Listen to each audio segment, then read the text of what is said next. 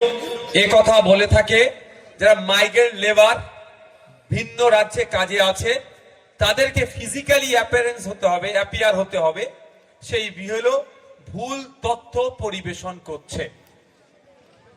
আমি আপনাদের জানিয়ে রাখি মিডিয়ার মাধ্যমে,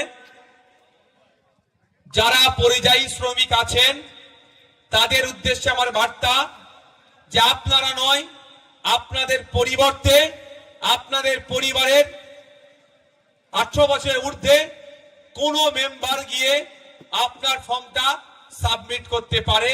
এই রাইটটা আমরাই ডিমান্ড করেছিলাম নির্বাচন কমিশনের কাছে।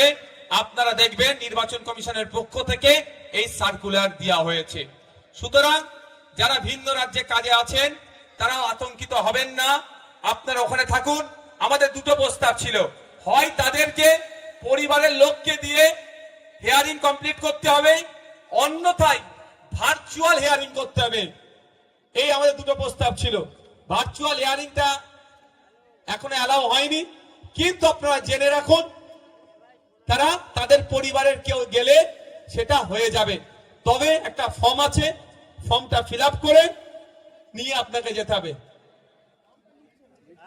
আমি আপনাকে কি বলি, আপনি সিধে ভিডিওতে চলে যাবেন, ভিডিওতে গিয়ে নেবে, বিএলও নেবে না, ERO electoral registration officer, এইআরও additional electoral registration officer, তাদের সাথে কথা বলবেন।